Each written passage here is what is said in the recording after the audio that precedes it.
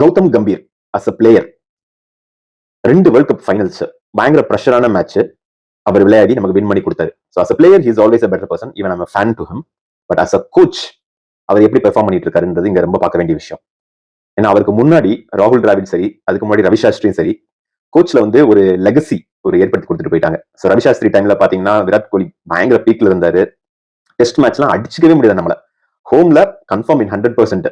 அவையிலும் பயங்கர fight, tough fight. ஆஸ்திரேலியாவில் போகணும் சரி, இங்கிலாந்துல போகணும் சரி, சவுத் ஆப்பிரிக்கா போகணும் சரி, எல்லாத்தையும் பயங்கர டஃப் ஃபைட். இன்ஃபேக்ட் சில இதுல நம்ம அடிச்சோம், சில டிராப் பண்ணிருக்கோம், ரொம்ப கம்மியான மேட்ச் தோத்துருக்கோம். ஸோ அப்படி ஒரு லெகசியை ரவிசாஸ்திரி டைம்ல ஏற்படுத்திட்டாங்க. ராகுல் Dravid டைம்லயும் Rohit கேப்டன்சில T20 world cup அடிச்சோம், 23 world cup ஃபைனல்ஸ்ல போய் லாஸ் ஆச்சு. அதுக்கப்புறம் சின்ன சின்ன டோர்னமெண்ட்ஸ் எல்லாம் ஹோம்ல எல்லாம் பயங்கர டாமினன்ஸ், அவையிலும் நல்ல டாமினன்ஸ் சில மேட்சஸ் போயிருக்கு. அப்படி ஒரு லெகசி ஏற்படுத்தி கொடுத்துட்டு போயிட்டாங்க. ஸோ 2024 ஜூலைல கௌதம் கம்பீர் கேப்டன்சி எடுத்ததுக்கு அப்புறம் என்னதான் நடந்திருக்கு அப்படின்றத சில ஸ்டாட்டிஸ்டிக்கல் டீடைல்ஸ் பார்க்கலாம். ஃபர்ஸ்ட் நியூசிலாந்து கூட ஓடிஐ சீரிஸும் காலி, அதுக்கப்புறம் டெஸ்ட் சீரிஸும் ஹோம்ல காலியாச்சு. South Africa 3-0 white wash.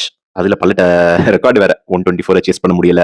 25 இயர்ஸ்க்கு அப்புறம் ஹோம் டெஸ்ட் சீரிஸ் லாஸ்ட் அவங்க கூட biggest test defeat 408 runs. Sri Lanka கூட 27 இயர்ஸ்க்கு அப்புறம் ஓடிஐ சீரிஸ் லாஸ்ட். பிஜிடிக்கு போய் அது 10 வருஷம் கழிச்சு இப்ப லாஸ்ட். நீங்களே பார்த்திருப்பீங்க, உங்களுக்கு தெரிஞ்சிருக்கும் ஸ்டாட்ஸ்லாம் என்னன்றது. ஸோ இது வந்து கம்ப்ளீட்டா கம்பீருக்கு ஒரு ஹேட்ரட் போஸ்ட் அப்படின்னு கிடையாது. பட் இந்தியன் கிரிக்கெட் டீமோட கரண்ட் நிலவரம் அஸ் அ கோச்சா கௌதம் கம்பீர் என்ன பண்ணிட்டு இருக்காருன்றது கண்டிப்பா பார்க்க வேண்டியது இருக்கு. T20 டீம்ஸ் நல்லா பெர்ஃபார்ம் பண்ணிட்டு இருக்காங்க. பட் ஓடிஐ அண்ட் டெஸ்ட்ல ரொம்ப மோசமா பெர்ஃபார்ம் பண்ணிட்டு இருக்காங்க. இத 2027 வேர்ல்ட் கப் வேற வருது. ஸோ கௌதம் கம்பீர் மேல ஏகப்பட்ட கிரிட்டிக்ஸ், சோசியல் மீடியால பயங்கர அக்ரஷன் எல்லாமே போயிட்டு இருக்கு. இந்த டைம்ல something has to change. So 2027 world cup அவர் வாங்கி கொடுத்துட்டாருன்னா இந்த கிரிட்டிக்ஸ் எல்லாமே காணாம போயிடும். பட் அங்க ரீச் ஆகிற வரைக்கும் இந்தியன் டீமோட ரிசல்ட்ஸ் வந்து ரொம்ப ரொம்ப முக்கியம். ஏன்னா it will affect the mind set of the team. So ஒரு பாசிட்டிவ் மைண்ட் செட்ல 2027 வேர்ல்ட் கப் அப்ரோச் பண்ணாதான் எல்லாமே பாசிட்டிவ் அமையும். 2023 வேர்ல்ட் கப்ல அதுதான் நமக்கு நடந்தது. ஸோ பயங்கர ஒரு பாசிட்டிவான ஒரு மைண்ட் செட்ல உள்ள போனோம். பயங்கரமா அடிச்சுட்டு எல்லா மேட்சும். ஃபைனல்ஸ்ல ஆஸ்திரேலியா கூட மட்டும் நூலிலையில தவற விட்டாங்க. ஓகே, பட் கௌதம் கம்பீருக்கு இப்ப இருக்கிற சேலஞ்சஸ் என்னன்னு பாத்தீங்கன்னா, ஒரு ட்ரெஸ்ஸிங் ரூம் மைண்ட் செட் வந்து ஒரு பாசிட்டிவ் மைண்ட் செட்ல இருக்கிற மாதிரி தெரியல. That has to change.